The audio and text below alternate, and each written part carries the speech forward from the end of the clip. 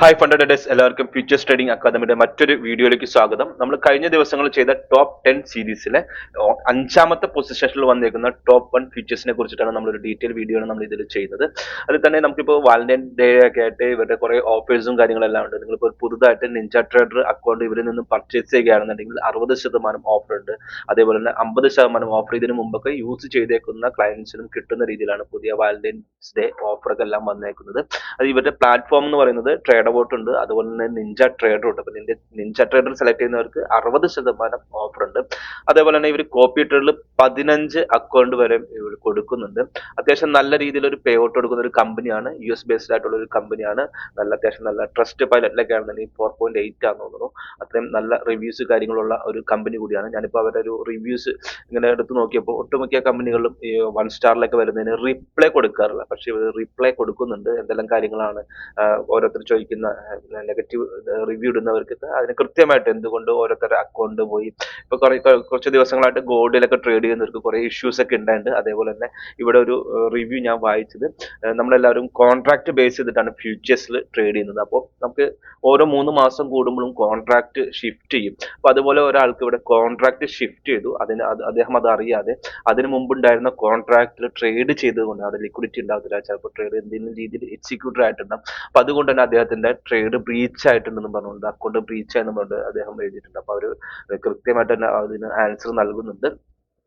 അങ്ങനെ നമുക്ക് ചെയ്യുമ്പോൾ ചില സമയം ലിക്വിഡേഷൻ ഇല്ലാത്ത രീതിയിൽ അസറ്റിലേക്ക് നമ്മൾ ട്രേഡ് എക്സിക്യൂഷന് വേണ്ടിയിട്ട് ഇടുമ്പോൾ നമ്മൾ തന്നെ അറിയാതിരിക്കും. ഇപ്പൊ നമുക്ക് മാർച്ചിലെ കോൺട്രാക്ട് ആണ് നടന്നുകൊണ്ടിരിക്കണമെങ്കിൽ ചിലപ്പോൾ കഴിഞ്ഞു പോയ ഡിസംബറിലെ കോൺട്രാക്ട് ചിലപ്പോൾ അവിടെ വിഷ്വൽ ചെയ്ത് നമുക്ക് പ്ലാറ്റ്ഫോമിൽ വരും. അപ്പൊ അങ്ങനെ നമ്മൾ ചെറിയതായിട്ട് ഒരു ഓർഡർ ഒക്കെ ഇട്ട് നോക്കുമ്പോൾ ചില സമയങ്ങളൊക്കെ അക്കൗണ്ട് അടിച്ചു പോകാനുള്ള സാധ്യത കൂടി ഉണ്ട്. അപ്പൊ ഈ ഒരു റിവ്യൂ വായിച്ചപ്പോഴാണ് എനിക്ക് അത്തരം ഒരു കാര്യം മനസ്സിലായത്. നമ്മുടെ ബെസ്റ്റ് പ്രൊഫൈമിലേക്ക് വന്നാൽ തന്നെ, പ്രൊഫൈം മാച്ചിലേക്ക് വന്നാൽ തന്നെ ഇവർ അത്യാവശ്യം നല്ല എന്താ പറയാ 4th പൊസിഷനിൽ ആണ് ഇവർ നിൽക്കുന്നത്, ടോപ്പ് 1 ഫ്യൂച്ചേഴ്സ് നിൽക്കുന്നത്. അതിൽ തന്നെ അവർക്ക് 4.7 ആണ് അവരുടെ റിവ്യൂ കാര്യങ്ങളെല്ലാം വരുന്നത്. പേ ഔട്ട് ജംഗ്ഷനിലേക്ക് വന്നു കഴിഞ്ഞാൽ ഇവർ 10th പൊസിഷനിലാണ്. എല്ലാ ഇതും ആവറേജ് കാര്യങ്ങളെല്ലാം നോക്കുമ്പോൾ 10th പൊസിഷനിലാണ് വരുന്നത്. ഇവർ ഏറ്റവും കൂടുതൽ പേ ഔട്ട്, റൈസിൽ ഏറ്റവും കൂടുതൽ പേ ഔട്ട് കൊടുക്കുന്നവരാണ് ഈ പേ ഔട്ട് ജംഗ്ഷനിൽ എടുത്ത് കാണിക്കുന്നത്. അപ്പൊ അതുകൊണ്ട് തന്നെ ഇവർ 10th ഇവർ ഏറ്റവും കൂടുതൽ അക്കൗണ്ട് വഴി കൊടുക്കുന്ന ഒരു കമ്പനിയാണ്. അതേപോലെ ഇവര് പ്ലാൻസ് നോക്കുകയാണെന്നുണ്ടെങ്കിൽ ഇവർ 4 പ്ലാൻസ് ആണ് ഇവർ കൊടുത്തേക്കുന്നത്. 4 പ്ലാൻസ്, ഒന്ന് ഇൻസ്റ്റന്റ് എലൈറ്റ് ചലഞ്ച് എന്ന് പറഞ്ഞ പ്ലാൻ, അതുപോലെ instant SIM fund, direct fund, അതുപോലെ S2F നമ്മുടെ സിം പ്രോ അക്കൗണ്ട് കൊടുക്കുന്നത്, ഇഗ്നൈറ്റിന്റെ ഇൻസ്റ്റന്റ് ഫണ്ട്. അപ്പൊ ഈ ഒരു 4 പ്ലാനിനെ കുറിച്ച് നമ്മൾ ജസ്റ്റ് ഒന്ന് നോക്കി പോകുകയാണെന്നുണ്ടെങ്കിൽ ഏത് പ്ലാനാണ് നല്ലത്, മറ്റ് കമ്പനികളായിട്ട് കമ്പയർ ചെയ്യുമ്പോൾ ഏതാണ് നല്ലത്. ഇതിൽ ഇൻസ്റ്റന്റ് എലൈറ്റ് ചലഞ്ച് എന്ന് പറയുന്ന പ്ലാൻ നമ്മളെല്ലാവരും ഒരു ബേസിക് പ്ലാൻ, എല്ലാ കമ്പനികളും ബേസിക് പ്ലാൻ ആയിട്ട് അവതരിപ്പിച്ചിട്ടുള്ള ഒരു 99 രൂപ പ്രൈസ് റേഞ്ച് വരുന്ന പ്ലാൻസ് എല്ലാ company, top 1 future top step ആയിക്കോട്ടെ, അപ്പെക്സ് ആയിക്കോട്ടെ, ലൂസിഡ് ക്യാപിറ്റൽ ആയിക്കോട്ടെ, അങ്ങനെ എല്ലാ കമ്പനികളും ഒരു ബേസിക് പ്ലാൻ ഉണ്ട്. ആ ബേസിക് പ്ലാൻ ആണ് ഇവരുടെ എലൈറ്റ് ചലഞ്ച് എന്ന് പറഞ്ഞത്. ഈ എലൈറ്റ് ചലഞ്ചിനെ കുറിച്ച് നമ്മൾ നോക്കുമ്പോൾ ഇവർ 50K നമുക്ക് വരുന്നത് ഏകദേശം $63 ഓഫറും ഇതെല്ലാം കഴിച്ചിട്ട്. വാലന്റൈൻസ് ഡേ ഓഫർ ഉണ്ട്, അതെല്ലാം കഴിച്ചിട്ട് ഏകദേശം $63 നിങ്ങൾ എന്താ പറയുക നിഞ്ച ട്രേഡർ എടുക്കണമെങ്കിൽ 60% ഓഫർ ഉണ്ട്. ഒരു 20% കൂടി ഇത് കുറയും, ഒരു 58 ആ ഡോളറും കൂടി, അത്രയും ഡോളറും കൂടി ഇതിനകത്ത് വരാനുള്ള സാധ്യത. പക്ഷെ ഇവിടെ നമുക്ക് ഇത് നോക്കിക്കഴിഞ്ഞിട്ടുണ്ടെങ്കിൽ പ്രോഫിറ്റ് ടാർജറ്റ് ഒക്കെ എല്ലാ കമ്പനികളും പോലെ തന്നെ 3000 വരുന്നത്. ഡെയിലി ലോസ് ലിമിറ്റ് ഏകദേശം 1250 ഉണ്ട്. അപ്പൊ ഡെയിലി ലോസ് ലിമിറ്റ് ആയി കഴിഞ്ഞാൽ നമ്മുടെ അക്കൗണ്ട് പോകത്തില്ല, പക്ഷെ നമുക്ക് പിന്നീട് ലൈവ് അക്കൗണ്ട് ആ അക്കൗണ്ടിൽ അന്നത്തെ ദിവസം ട്രേഡ് ചെയ്യാൻ പറ്റില്ല. അപ്പൊ ഒരു ലിമിറ്റേഷൻസ് ഉണ്ട്. മാക്സിമം ട്രേഡിംഗ് ഡ്രോഡൗൺ എല്ലാ കമ്പനികളും പോലെ തന്നെ 2000 ആണ് വരുന്നത്. ഇതിൽ നമുക്ക് ഇൻട്രസ്റ്റിംഗ് ആയിട്ടുള്ള ഒരു കാര്യം എന്ന് പറയുന്നത് എൻഡ് ഓഫ് ദ ഡേ ആണ് ഡ്രോ ഡൗൺ. മിക്ക കമ്പനിയും ട്രെയിലിംഗ് ഡ്രോ ഡൗൺ ആണ് കൊടുക്കുന്നത്. അതുപോലെ 50K മാക്സിമം ചെയ്യാൻ പറ്റുന്ന അക്കൗണ്ട് എന്ന് പറയുന്നത് 4 മിനി. 4 മിനി എന്ന് പറയുന്നത് നമ്മൾ മെയിനിലോട്ട് XIUSD മെയിനിലോട്ട് ചെയ്യുന്ന ഒന്നിനാണ് മിനി എന്ന് പറയുന്നത്. അതായത് ഒരു പിപ്സ് മൂവ്മെന്റ് വന്നു കഴിഞ്ഞാൽ $100 ലോസ് ആൻഡ് പ്രോഫിറ്റ് വരുന്ന രീതിയിലാണ് ഈ മിനിക്ക് വരുന്നത്. അപ്പൊ നമ്മുടെ മെയിനിലോട്ട് തന്നെയാണ് ഉദ്ദേശിച്ചത്. അതേപോലെ തന്നെ ഇവിടെ 40 മൈക്രോ എന്ന് കാണിക്കുന്നത്. ഈ മൈക്രോ എന്ന് പറയുന്നത് നമ്മൾ ചെറിയ 0.01 ഒക്കെ ട്രേഡ് ചെയ്യുന്ന രീതിയിൽ, ഇതിൽ മൈക്രോ എന്നാണ് പറഞ്ഞാൽ ഗോൾഡ് ട്രേഡ് ചെയ്യുന്നവരാണെങ്കിൽ മെയിനിലോട്ട് ചെയ്യുന്നതിന് GC1 എന്ന് പറയുന്ന ഒരു ഓപ്ഷനാണ് എടുക്കേണ്ടത്. അതേപോലെ മിനി ചെയ്യുകയാണെങ്കിൽ MGC1 എന്ന് പറയുന്ന ഇതുമാണ് ട്രേഡിംഗ് വ്യൂവിൽ നിങ്ങൾക്ക് എടുക്കേണ്ടത്. ഇവരുടെ പ്ലാറ്റ്ഫോം ട്രേഡബോട്ടിൽ നിന്ന് കണക്ട് ചെയ്ത് നമുക്ക് ട്രേഡിംഗ് വ്യൂവിലേക്ക് ആക്സസ് കിട്ടുന്ന രീതിയിലാണ്.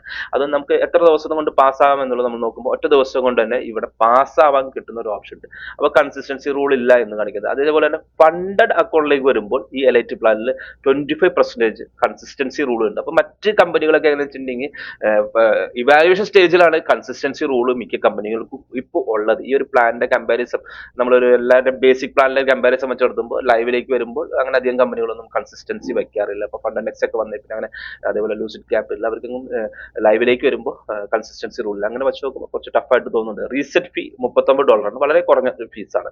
മറ്റു കമ്പനികളെല്ലാം ഒരു $60, $80 ആ റേഞ്ചിലാണ് റീസെറ്റ് ഫീസ്. ഇവിടെ പക്ഷേ ഒരു പ്രശ്നമുള്ളതെന്ന് വെച്ചിട്ടുണ്ടെങ്കിൽ ഇവിടെ ആക്ടിവേഷൻ ഫീസ് എന്ന് പറയുന്നത് $149 വരുന്നുണ്ട്.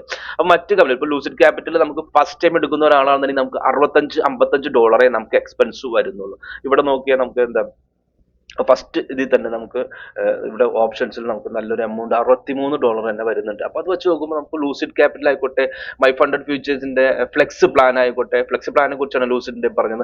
ഈ രണ്ട് പ്ലാനുകളും വെച്ച് നോക്കുമ്പോൾ ടോപ്പ് സ്റ്റെപ്പിന്റെ ഇപ്പൊ കുറച്ച് റേറ്റ് കുറച്ച് ദിവസം മുമ്പ് $109 ആക്കിയിട്ട് അതിന് മുമ്പ് $87 ആയിരുന്നു. നമ്മൾ ഫസ്റ്റ് വീഡിയോ ചെയ്യുന്ന സമയത്ത് $87. അങ്ങനെ ഒരു കമ്പാരിസൺ വെച്ച് നോക്കുമ്പോൾ ഇത് നമുക്ക് വർത്തായിട്ട് തോന്നുന്നില്ല. കാരണം $63 വരുന്നു, കൺസിസ്റ്റൻസി വരുന്നു, ഡെയിലി ഡ്രോഡൗൺ വരുന്നു. ഒരു മൂന്ന് കാര്യം തന്നെ അവിടെ വ്യത്യാസമായിട്ട് വരുന്നു. റീസെറ്റ് ഫീസ് മാത്രമാണ് അത് കുറവായിട്ടുള്ളത്. പിന്നെ ഇൻട്രസ്റ്റിംഗ് ആയിട്ടുള്ള ഒരു കാര്യം എന്നത് എൻഡ് ഓഫ് ദ ഡ്രോ ആണ്.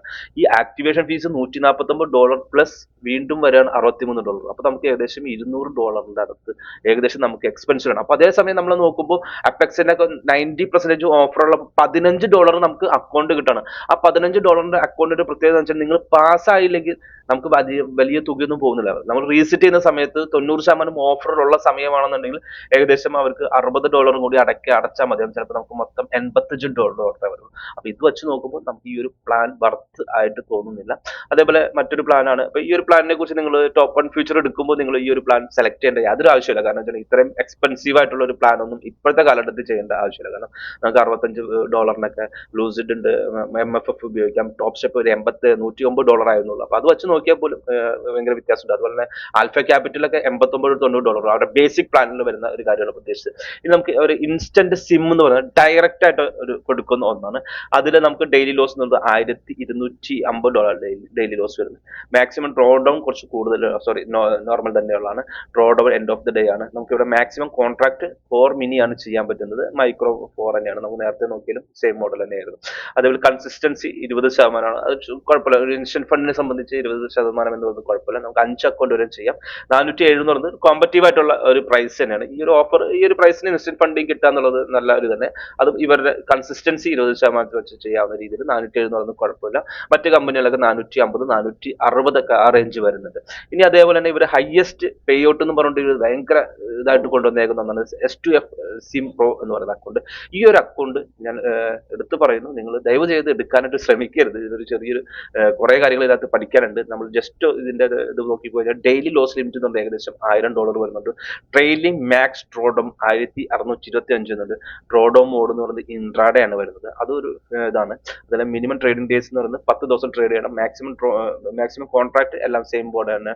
ഇവിടെ ഈ ഒരു കാര്യം അറിയാതെയാണ് എല്ലാവരും ESS സ്കോർ എന്ന് പറയുന്ന ഒരു വലിയൊരു സംഭവം ഇതിനകത്ത് ഒളിച്ചിരിപ്പുണ്ട്. ആ ഒരു സംഭവം എന്താണെന്ന് അറിയാണ്ട് കുറെ പേര് എടുക്കുന്നുണ്ട്. അത് നിങ്ങൾ ഡീറ്റെയിൽ ആയിട്ട് ഇവർ FAQ തന്നെയുണ്ട്. ആ ഒരു FAQ എന്താണ് ESS സ്കോർ എന്നുള്ളത് പഠിച്ചതിന് ശേഷം വേണം S2F സിം പ്രോ അക്കൗണ്ട് എടുക്കാനായിട്ട്. കുറച്ച് ടഫാണ് ഇത് നേടിപ്പോരായിട്ട്. കൺസിസ്റ്റൻസി റൂള് പോലെയല്ല, അതിലും ടഫായിട്ടുള്ള ഒന്നാണ്. അപ്പൊ നമുക്ക് ഭയങ്കര ഇതിൽ അക്കൗണ്ടിലേക്ക് പേ ഔട്ട് എടുക്കാൻ ഭയങ്കര ബുദ്ധിമുട്ടാണ്. ഇപ്പൊ കുറച്ച് ദിവസം മുമ്പ് ഒരാൾ ഈ അക്കൗണ്ട് എടുത്തിരുന്നു. അതല്ല, അപ്പൊ ആ സമയത്താണ് ഞാൻ ESS സ്കോറിനെ കുറിച്ച് പഠിക്കുന്നത്. ESS സ്കോർ കുറച്ച് ടഫായിട്ടുള്ളത്. അപ്പൊ നിങ്ങൾ FAQ കയറിയിട്ട് അതിനെ കുറിച്ച് ഡീറ്റെയിൽ ആയിട്ട് പഠിക്കാം. മാക്സിമം അക്കൗണ്ട് നമുക്ക് 15 അക്കൗണ്ട് വരെ ചെയ്യാം, കോപ്പി ട്രേഡ് ചെയ്യാൻ പറ്റും എന്നുണ്ട്. പ്രൈസ് 211 വരുന്നത്. 211 വെച്ച് നോക്കുമ്പോൾ നമ്മൾ നേരത്തെ കണ്ട സിം ഇത് ഡയറക്റ്റ് ഫണ്ടഡ് അക്കൗണ്ട് ആയിട്ടാണ് വരുന്നത്.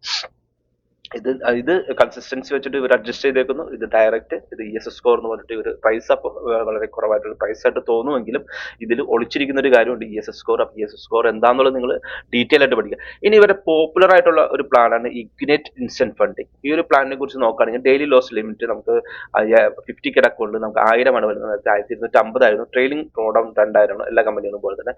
Draw down mode end of the day ആണ്. ഇത് നമുക്ക് എപ്പോഴും എൻഡ് ഓഫ് ദ ഡേ കിട്ടുന്ന പ്ലാൻസ് എപ്പോഴും നല്ലൊരു ഇൻട്രസ്റ്റിംഗ് ആയിരിക്കും. ഇവിടെ മാക്സിമം കോൺട്രാക്ട് നേരത്തെ എല്ലാം 4 കണ്ടത് 3 മിനി ആയിട്ടുണ്ട്. അത് മെയിനിലോട്ട് 3 വരെ നമുക്ക് ഒരേ സമയം ട്രേഡ് ചെയ്യാനായിട്ട് പറ്റും. കൺസിസ്റ്റൻസി സ്കോർ ആണ്. കൺസിസ്റ്റൻസി സ്കോർ അല്ല, നമ്മൾ നേരത്തെ കണ്ട ESS സ്കോർ എന്ന് പറയുന്ന ഒരു സംഭവമുണ്ട്. അതല്ല, ESS സ്കോർ നിങ്ങൾ ഡീറ്റെയിൽ ആയിട്ട് പഠിച്ചതിന് ശേഷം ആ ഒരു അക്കൗണ്ട് എടുക്കുക. എൻ്റെ ഒരു റിക്വസ്റ്റ് പ്രകാരം ESS സ്കോർ ഉള്ളത് എടുക്കാതിരിക്കുക.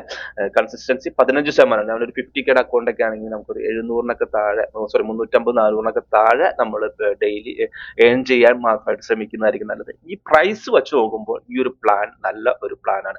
അപ്പൊ അതുകൊണ്ട് ഇത് ലൈവ് നമ്മൾ ലൈവ് ഫണ്ടാണ് ഇവർ ഈ ഒരു ഇഗ്നൈറ്റ് ഇൻസ്റ്റന്റ് ഫണ്ടിങ്ങിൽ തരുന്നത്. ഈ പ്രൈസ് വെച്ച് നോക്കുമ്പോൾ നല്ലതാണ്, അതേപോലെ കൺസിസ്റ്റൻസി വെച്ച് നോക്കുമ്പോൾ നല്ലതാണ്. അതേപോലെ 10 അക്കൗണ്ട് വരെ നമുക്ക് കോപ്പി ട്രേഡ് ചെയ്യാനായിട്ട് പറ്റും. അതൊരു നല്ലൊരു ഓപ്പർച്യൂണിറ്റിയാണ്. ലൈവ് ഫണ്ട് തന്നെ നമുക്ക് കിട്ടുകയാണ്. അപ്പോൾ നമ്മളൊരു എപ്പോഴും ഞാൻ നോക്കാം, നമുക്കൊരു 750, 450, 475 ആ ഒരു പ്രൈസിന് താഴെ ഡെയിലി നിങ്ങൾ ട്രേഡ് ചെയ്ത് കൊണ്ടുപോകുകയാണെങ്കിൽ 52,500 ആയി കഴിഞ്ഞ് കഴിഞ്ഞാൽ നമുക്ക് പേ ഔട്ട് വിഡ്രോ ചെയ്യാം.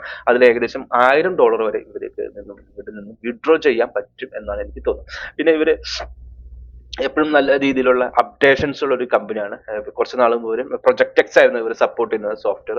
പ്രൊജക്ട് എക്സ് ഈ ഒരു ഫെബ്രുവരി 25, 26 വരെ ഉള്ളൂ. അത് കഴിഞ്ഞ് കഴിഞ്ഞാൽ പ്രൊജക്ട് എക്സ് ടോപ്പ് സ്റ്റെപ്പിന്റെ മാത്രമായി മാറും. ടോപ്പ് സ്റ്റെപ്പ് അവർ കൊടുക്കുന്ന ഒരു പ്ലാറ്റ്ഫോം ആയിരുന്നു അത്. അങ്ങനെ എല്ലാ കമ്പനികളും ഈ പറയുന്ന പ്രൊജക്ട് എക്സിലായിരുന്നു. അവരെല്ലാ കമ്പനികളും പെട്ടെന്ന് തന്നെ ട്രേഡ് അവോട്ടിലേക്ക് ഷിഫ്റ്റ് ചെയ്തതിന്റെ ഒരു ഇഷ്യൂ ട്രേഡ് അവോട്ടിന് കുറച്ച് ദിവസങ്ങളായിട്ട് ഉണ്ടായിട്ടുണ്ട്. അതിന്റെ പേരിൽ കുറെ കമ്പനികൾക്കൊക്കെ അക്കൗണ്ട് റീസെറ്റ് ചെയ്ത് കൊടുക്കേണ്ടതും പേ ഔട്ടിൽ കുറെ ഇഷ്യൂസും അങ്ങനെ കുറച്ച് കാര്യങ്ങളൊക്കെ ഈ ഒരു ലാസ്റ്റ് വീക്കിൽ ഫണ്ടിങ് ഫേംസിന്റെ ഒരു കമ്മ്യൂണിറ്റിയിൽ ഉണ്ടായിരുന്ന ഒരു ഇഷ്യൂ ആണ്. അപ്പൊ അത് എല്ലാവരും റിക്കവറി തന്നെയുള്ളൂ. അതേസമയം തന്നെ ഈ ഗോൾഡിന്റെ മൂവ്മെന്റ് വലുതായ രീതിയിൽ മൂവ്മെന്റ് ചെയ്തേക്കുന്നുണ്ട്. പല കമ്പനികളും ഗോൾഡിലുള്ള ട്രേഡിങ് കുറച്ച് നാളത്തേക്ക് നിർത്തി വെച്ചേക്കാണ്. പ്രത്യേകിച്ച് അപ്പെക്സ്, ടോപ്പ് സ്റ്റെപ്പ് അങ്ങനെയുള്ള കമ്പനികളെല്ലാം ഗോൾഡിലുള്ള ട്രേഡിങ് നിർത്തി വെച്ചിട്ടുണ്ട്. പക്ഷേ ടോപ്പ് വൺ ഫ്യൂച്ചേഴ്സ് അങ്ങനെയുള്ള യാതൊരു കാര്യങ്ങളും നിർത്തി വെച്ചിട്ടില്ല. ഇനി ജനറൽ ആയിട്ടുള്ള കുറച്ച് കാര്യങ്ങൾ നോക്കിക്കഴിഞ്ഞാൽ ഇവരെ കുറെ പ്ലാൻസിനെ കുറിച്ചിട്ട് നമ്മൾ നേരത്തെ നോക്കിയിരുന്നു. നമുക്ക് ഇവിടെ FAQ ജസ്റ്റ് ഒന്ന് നോക്കിക്കഴിഞ്ഞാൽ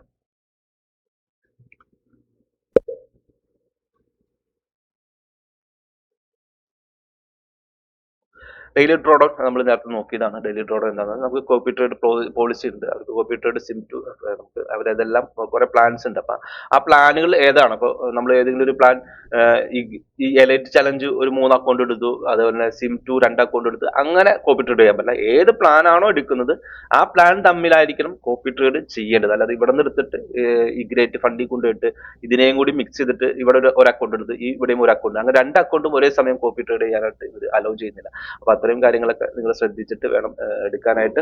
അതേപോലെ ഇവരുടെ പേ ഔട്ട് എന്ന് പറയുന്നത് റൈസ് വഴിയും ബാങ്ക് ട്രാൻസ്ഫർ വഴിയാണ് ഇവർ ഏറ്റവും കൂടുതൽ പേ ഔട്ട് കൊടുക്കുന്നത്. അപ്പൊ ആ ഒരു പേ ഔട്ടിന്റെ കാര്യം വളരെ ശ്രദ്ധിച്ച് ചെയ്യുക. ഒരു പ്ലാറ്റ്ഫോം പ്രത്യേകം എടുത്ത് പറയുന്നത് ക്രിപ്റ്റോ വഴിയും ബാങ്ക് ട്രാൻസ്ഫർ. ഇവർ ഏറ്റവും കൂടുതൽ ചൂസ് ചെയ്യുന്നത് ബാങ്ക് ട്രാൻസ്ഫർ ആണ്. അതുകൊണ്ടാണ് ഇവർ ഈ പറയുന്ന എന്താ പറയാ പേ ഔട്ട് ജംഗ്ഷനിൽ കുറച്ച് 10th പൊസിഷനിലേക്കൊക്കെ വന്നേക്കുന്ന റീസൺ എന്ന് പറയുന്നത് റൈസിലെ പേ ഔട്ടാണ് ഏറ്റവും കൂടുതൽ പേ ഔട്ട് ജംഗ്ഷനിൽ നോട്ട് ചെയ്യുന്നത്. ഇവർ ഏറ്റവും കൂടുതൽ കൊണ്ടിരിക്കുന്നത് ബാങ്ക് ട്രാൻസ്ഫർ വഴിയാണ്. അപ്പൊ അത്തരം കാര്യങ്ങൾ നിങ്ങൾ നോക്കിയിരിക്കുക. അതേപോലെ തന്നെ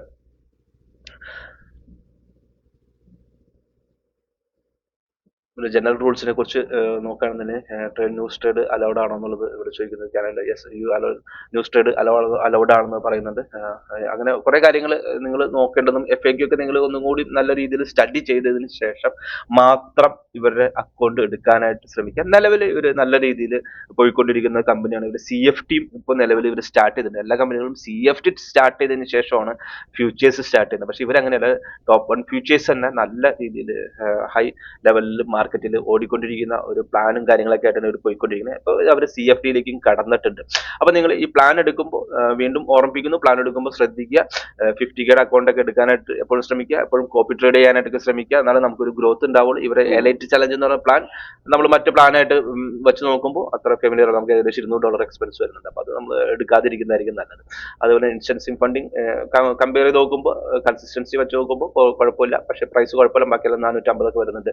ഈ ഒരു പ്ലാൻ എന്തൊക്കെ വന്നാലും നിങ്ങൾ എടുക്കാതിരിക്കുക. നിങ്ങൾക്ക് ഇതിന് പേ ഔട്ട് എടുക്കാൻ ഭയങ്കര ബുദ്ധിമുട്ടായിരിക്കും. ഈ 4 പ്ലാൻ വെച്ച് കമ്പയർ ചെയ്ത് നോക്കുമ്പോൾ ഒറ്റ ഇതിൽ തന്നെ പറയാവുന്ന നിങ്ങൾക്ക് എടുക്കാൻ പറ്റുന്ന ഒരു പ്ലാൻ ഏകദേശം 10 അക്കൗണ്ട് വരെ കോപ്പി ചെയ്യാൻ പറ്റുന്ന അല്ലെങ്കിൽ ലൈവ് ഫണ്ട് കൊടുക്കുന്ന ഈ അക്കൗണ്ട് നിങ്ങൾക്ക് ഒരു 5 അക്കൗണ്ടോ 3 അക്കൗണ്ടോ എടുത്തിട്ട് ജസ്റ്റ് ഒന്ന് ട്രൈ ചെയ്യാവുന്നതാണ്. അത്യാവശ്യം നല്ലൊരു പ്ലാനുമാണ്. ഈ ഗ്രേറ്റിന്റെ 15% കൺസിസ്റ്റൻസി വരുന്നത്.